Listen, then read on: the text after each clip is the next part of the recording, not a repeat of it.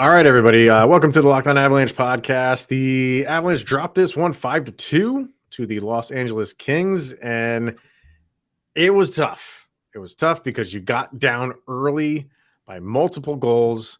And when you watch this Kings team play, you just knew it was going to be difficult to climb back into this thing. So we'll talk about it. A lot to get to on this episode of Locked On Avalanche. You're Locked On Avalanche, your daily podcast on the Colorado Avalanche. Part of the Locked On Podcast Network, your team every day.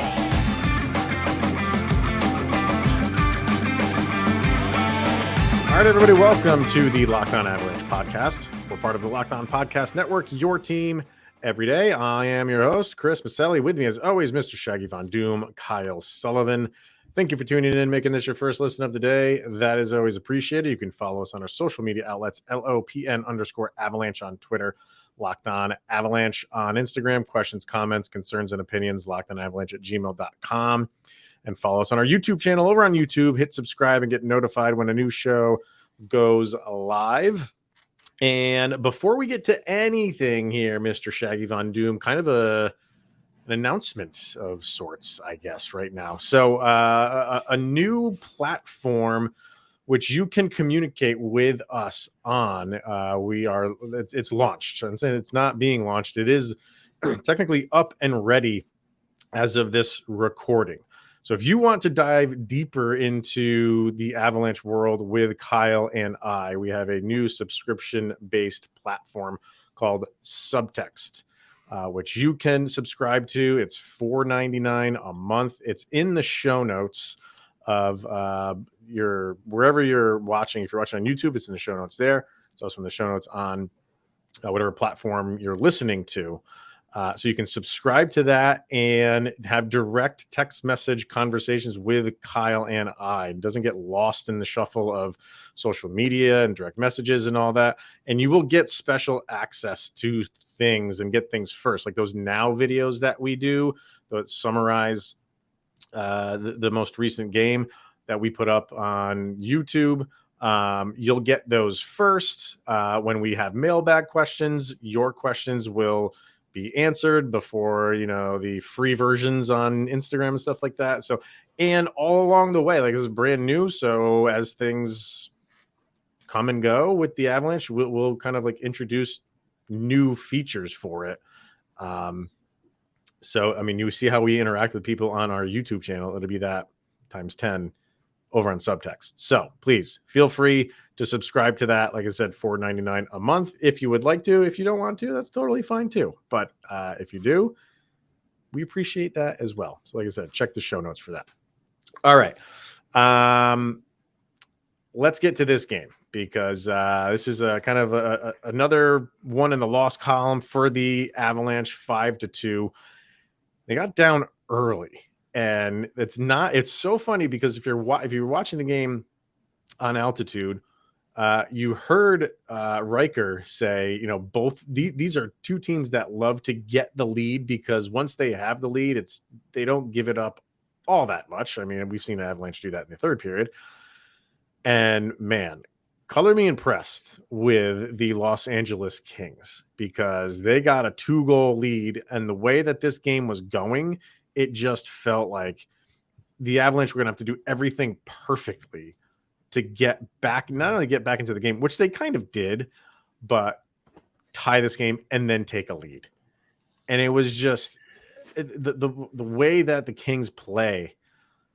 I said on Twitter when I posted the final score graphic, this is going to be a tough out. This team is going to be a tough out once they get leads, if they can get leads in the playoffs, man. I was impressed by how the Kings played. Yeah, and the Kings, they look good. This is not the Kings that everybody has come to know. This is a different animal this year. And honestly, the Avalanche did themselves no favors in periods 1 and 2 when it came to passing. Like the shots, yeah, they looked okay. But defense, again, it was a fire drill. Everybody abandoned. The passing, I mean, all the way up to about midway of the second period, I muted the television and just sat there and tried to watch without any kind of influence anywhere else on the tempo and the passing. It was abysmal. I don't know the amount of turnovers, and nothing looked right. Everything looked disjointed. And of course, when you're going up against a team like the Kings, they're going to make you pay for it, and they're going to just suffocate you. And that's exactly what happened.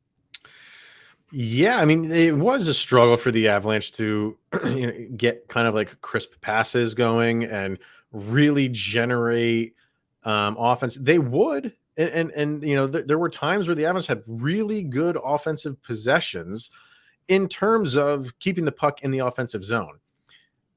But then again, oftentimes it wouldn't end with a good look or a good shot on net.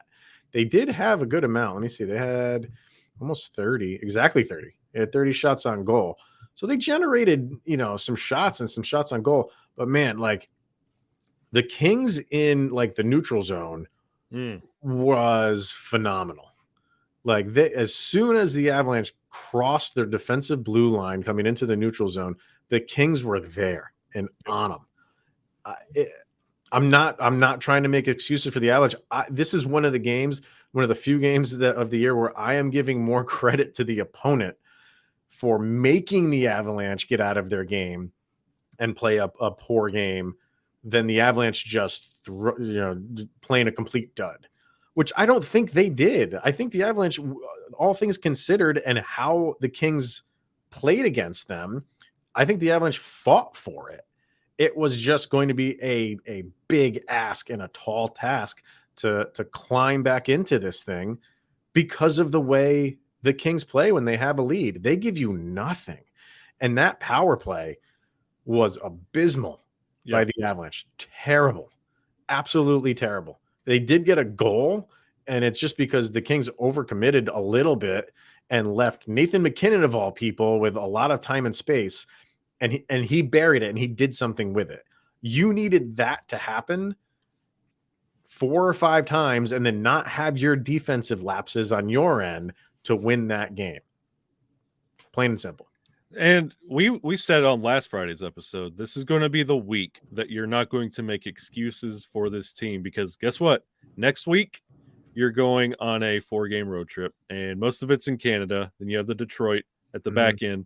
It's going to get a lot harder from here. And then when you see Dallas hanging 10 on Buffalo above you, and then Kirill Kaprizov going out for the Minnesota Wild, you see the opportunity being there, and you want to climb that Central. And this was going to be a perfect opportunity. And if you hold the Kings to 0 for 3, 0 for 4 on the power play, you're doing good.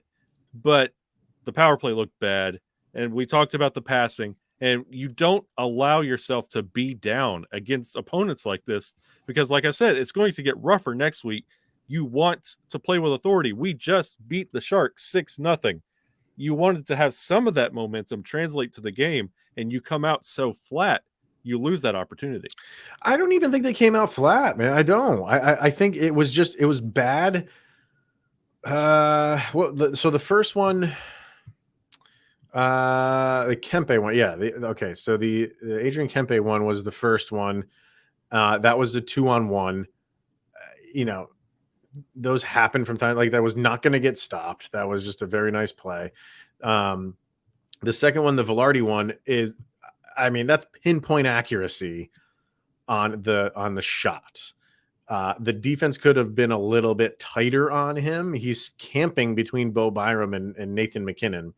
And the puck is up against the boards, and there's a battle going there, and it kicks out to him, and he just again, like, you can't fault Georgiev for that one. That was just a beautiful looking shot.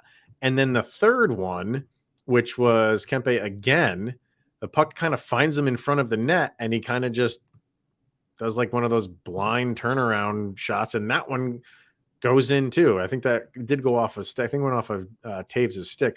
So just like fluky, like, I shouldn't even say fluky, like that. The second one, they weren't fluky. All right, maybe that's bad. The third one maybe was.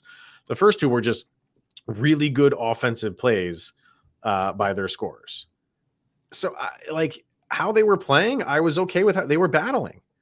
But the Kings got the early lead, and you saw how they play with it. I'm not disappointed with how the Avalanche played in terms of the effort. I thought the effort was there, but here's the difference. You needed to step up the effort up even more in this game. And the Avs didn't find that next level. They didn't find that next gear.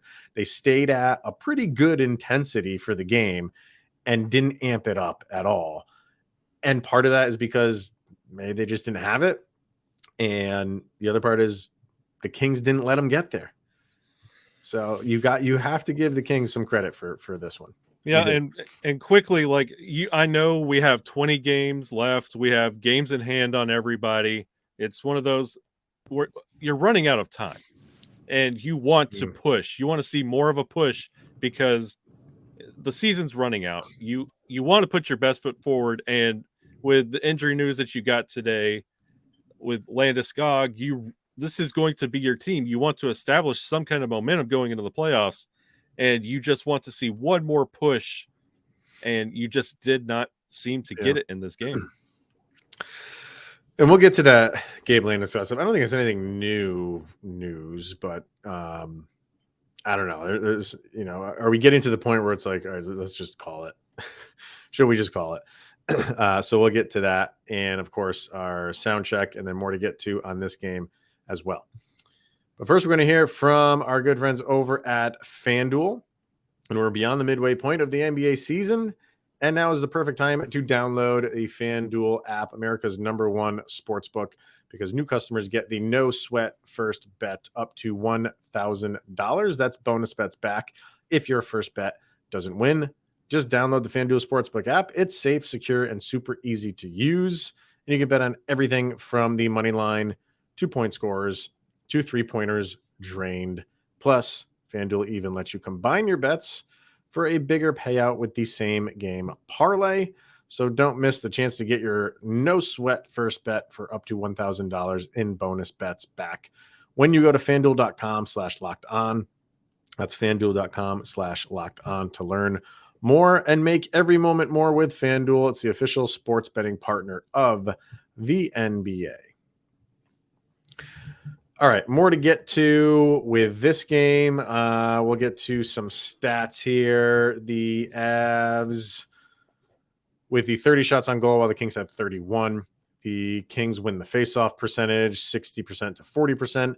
The Avs held the Kings to no power play goals, 0 for 4 for the Kings. The Avs did get that one, the Nathan MacKinnon one. And let's see here. You had the Evan Rodriguez goal. So Evan Rodriguez, Nathan MacKinnon with the goals. Alex Newhook, Mikko Rantanen, Cale Makar, and Sam Girard all with assists. I mean, your plus minus, take it for what it's worth.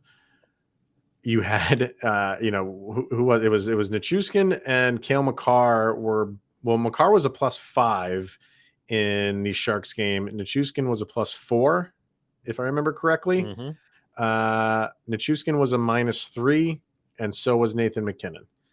Arturi Lehkonen and Nathan MacKinnon. Excuse me. I don't know if I just misworded that, but I meant to say Val Nichushkin was -3 and Cale Makar was -3. Yeah. So Nathan MacKinnon and Arturi Lehkonen both -4s. So these goals that the Kings were scoring, your aces were on the ice when those goals were scored. And you mentioned Evan Rodriguez getting that goal after him being so snake bitten the other night. When he scored that goal, you're like, okay, this is the moment when they're going to push. This is something you wanted to see. It's been a while. And of course it didn't come, but that really was good to see. You're getting goals from him, but it goes back to the plus minuses again. Take it for what it's worth. You know who's out there when the goals are getting scored. Right. Those are the guys you kind of want to see step up just a little bit when things break down, and it just wasn't there tonight. Yeah, I mean, it could have went south even further in the first, because they had those 2 goals, and then Alex Newhook took that late penalty in the first, which that just could have sunk them. They killed that off. And then there was another penalty late in the third, which was the worst time for that. I think there was just over 6 minutes left. Who had that last penalty? Lehkonen. Yeah, looking at Terry Lukinen had the hooking. So, and that, there was a little bit over like 6 minutes. So just poorly timed penalty. I don't know if there's ever a good time for penalty, but for those two, like, and again, they killed them off, which is good, but the Avs like were putting themselves in. You got that one goal, the McKinnon goal, got it back to 3-2. And then seconds later, the Kings just came back and got another one. I don't understand what happened in that second period with the Cogliano holding. He laid bear hugged him. I had to watch it 2 or 3 times. It's one of those that, what is the instance that your hockey fundamentals break down to the point of I have to basically tackle this guy on the 20-yard line? Maybe it was just one of those, I just said like there's no good time for a penalty. Maybe he was thinking that if I don't do this, like he's going to have a good shot on goal. It was because he was trailing him a little bit. So I feel like he just had to go for broke and just, I'll take the penalty rather than potentially give up the goal. But that was just blatant. Yeah, that was one of the worst moments, and not skating out that empty net attempt that eventually the Kings did net. Like it could have been a potential icing, or you want to see somebody go down there and skate it out. But the Kings they hit it off the post and they cleaned it up and then put it in. And I was just like, okay, so there's no effort left. We're packing it in right here. Well, I mean, that play, like whoever shot it the full length had some juice on that. Like that bounced off the board. But you're right. I think, they were thinking like, I can just skate this down and then we'll get it. But there was so much action on that puck. I mean, that thing bounced all the way back out to the blue line. Yeah.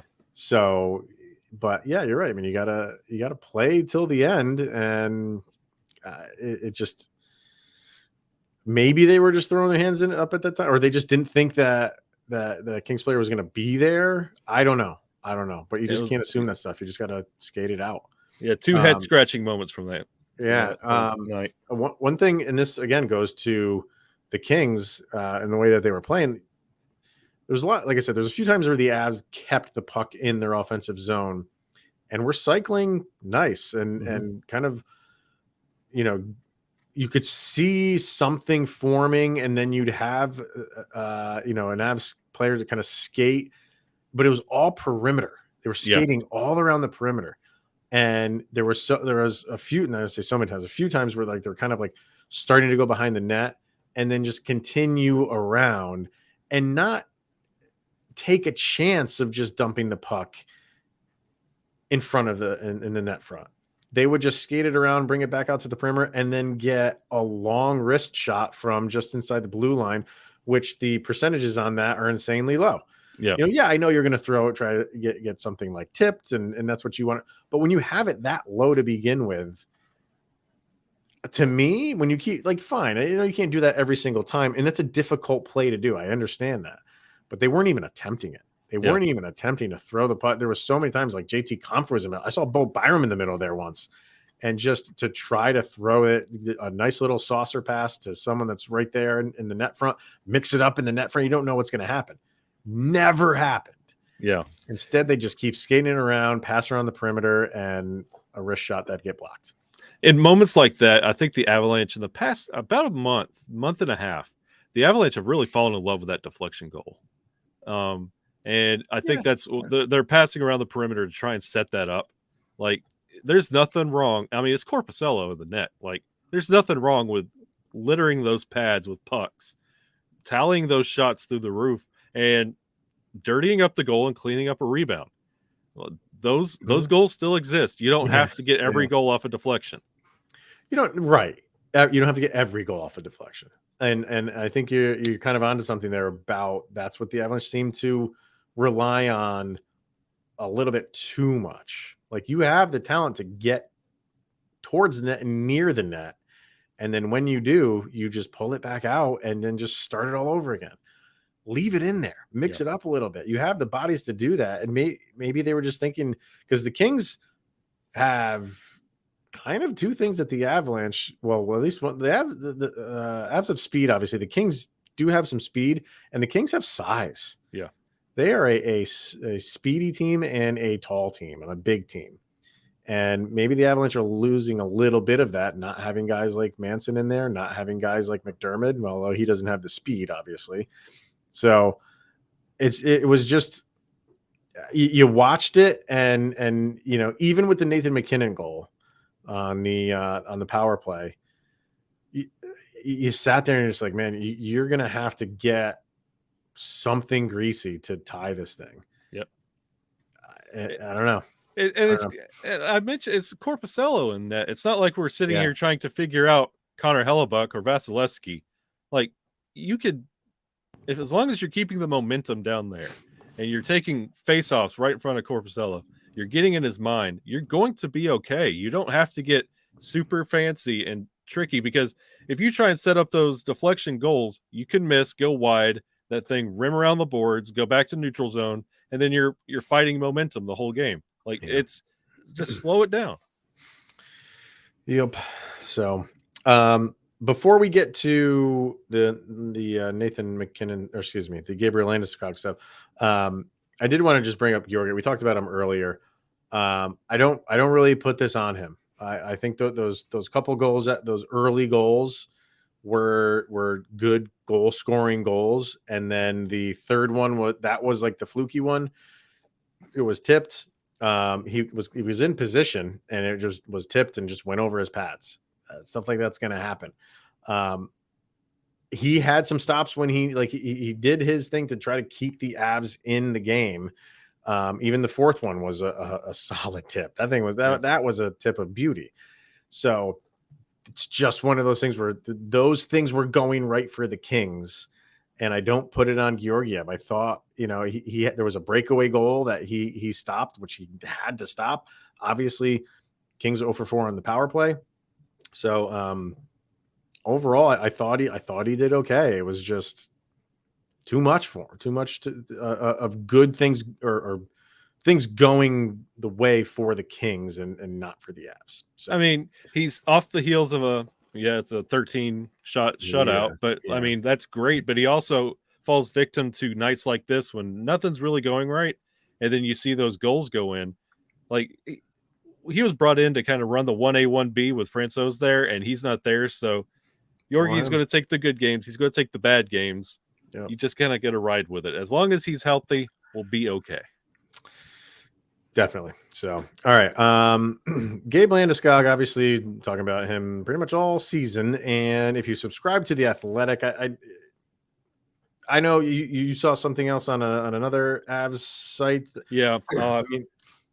Which was it? Mile High Sticking, maybe? I'm not sure. I'll have to look. I remember it coming up, but I started following it, and kids are on spring break. So right. So Jared Bednar, I mean, he gets asked about him all the time, and he kind of was honest to say, like, do I have concern? Yes, I do have concern. But it's also one of those things where he could just come out of this and be fine. We obviously, last time we were told it was mid-March. That is around the corner. You don't see anything that would lead you to believe that he will be back within the next week, right? You're seeing like a lot of these people that cover the Avs do a really good job at practices of, recording and reporting from those practices. And you do see him skating, like he's still skating. I guess that is a positive sign.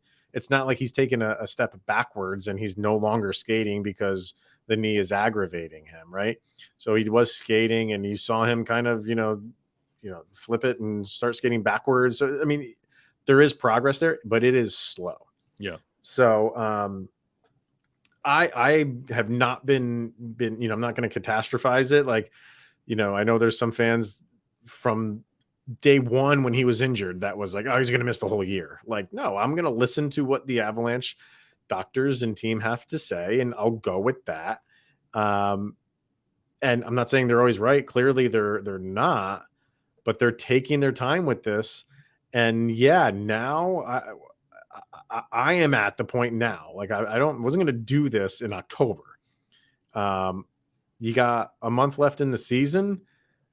I just don't, at this point, I don't see him coming back until the playoffs. if at all, even in the playoffs. I think it'd be difficult for him to, resurrect this season in the playoffs. He could. It's always possible, but I don't know. Now I get that gut feeling that no, it's probably over for this season. And the longer this saga with Landeskog has gone on, the more little nuggets of the clues of this injury are going on. Like, oh, he's going for knee surgery, but it's not the same one that he went under the knife for before. Mm-hmm. And it's one step forward, two steps back. He's on the ice, but not all the way. And then the article that's been going around, you could take it two ways. Like The Athletic, they did a great job with giving the full context of everything that's going on. But you see the clickbaity side of things where it's like, will Landeskog ever be elite? Well, Bednar said he could come back and be 100%, or he could come back and not. You never know with how this thing is progressing, but he's on the ice and he's trying, which is understandable, which is great. But at this point, we mentioned earlier, 20 games left. It doesn't matter if he can wake up tomorrow and be 100%. I don't know if he's going to be, and I don't think that's something the Avalanche want to work around right now and make it worse potentially. Right, exactly. So, I mean, he's been out this long for the season. They're not rushing him back. No. And I'm even getting messages from people thinking like his career is over. I'm like, nah, I'm not going there. Like, again, I didn't go there for the whole season in October. I'm not going his entire career is over because of this. Could he not be the same player after this? That's a conversation that we can have. But I'm not going to the lengths of his career being over because of this. I mean, he's obviously taking a long time to heal. But I can't, I'm not going to go down that road just yet. If there's other things that come out of this, then we'll have that conversation later. But I don't think right now it's an injury. And other guys have lost years because of injuries. We haven't seen Darren Helm either. No, wasn't he in practice? I think he was in or he might have been in a no contact, I think. Yep. It's the same between the two. Yeah. So just and Manson. And same thing with Josh Manson. Yeah. I mean, you got to feel for Josh Manson this year. Crazy. So, all right, last bit of info to get to, and that is our Locked On Avalanche sound check. Kyle and I pick two songs that we feel best summarize the most recent game. Put these songs up on a playlist over on Spotify. If you want to follow along with that, just search LOA Soundcheck Volume number 2 over on Spotify. What do you got for this one? A band I grew up on. They're the Flintstone Vitamins of my healthy musical taste. A band called Metallica. I was going to say Flintstone Vitamins is a great band name too. Oh man. Let's copyright that, right? Yeah. Well, I think it's already copywritten. Those Flintstones, they own everything. The Day That Never Comes. I love that song. It's after the 6-0 Sharks game, and it was the first two periods that really just aggravated me with this game. This song creeped into my head watching the game muted. I was like, this team's just going to be like night and day all year long. You never know what you're going to get. Every playoff series is going to be 7 games. It's The Day That Never Comes is 100% Colorado Avalanche hockey, night in, night out. I like it. I like it. I haven't listened to that one in a while. Yeah, it's a good song. Good song. I like Great it. video. I remember the video, but not vividly. I'll go watch it. Yeah, it's very good. It's like the war themed one. Very good. I'm going with a one of my favorite Stone Temple Pilots songs, and pretty simple. The name of the song is Down, and it's kind of like twofold. It's like because of the game, as we're down the entire game, and you're kind of hovering on again this yin yang season for the Avalanche, the ups and downs. Yeah, you won a game, but you won a game against San Jose. All right, let's call that what it is. You blew them out. Good. I'd rather, it's like you can't win if you're the Avs. If you beat the Sharks 2-1, what are you doing beating the Sharks 2-1? And if you beat them 6-0, well, you're supposed to beat them 6-0. So you can't win if you try for the Avs. But this is another stretch of remove that game, and the Avs have been down a little bit lately. So I guess the other side of that is the way that this season's going. I think there's clear skies ahead because we're going to go on a 6-game winning streak like we have been, because that's what we've been doing this year, is following good with bad and then following the bad with good. And it's just this nonstop roller coaster. Right now, it's down. So that's what we're going with. Stone Temple Pilots down. I dig that. So we're going to do that on the subtext too. So if you have some of your favorites for your own sound check, you can text those to us, and we'll do stuff with this subtext thing. It'll be fun. So that's going to wrap it up for today, everybody. Thank you for tuning in and making this your first listen of the day. We always appreciate that. Follow us on our socials, and again, please subscribe to the subtext and chat with Mr. Shaggy Von Doom and myself about everything Avalanche. So that is going to wrap it up. We'll be back on Monday. See how these things go over the weekend. So, thanks for tuning in, everyone. He is Mr. Shaggy Von Doom, Kyle Sullivan. I am Chris Maselli, and this is the Locked On Avalanche podcast. Enjoy the weekend. See you guys Monday.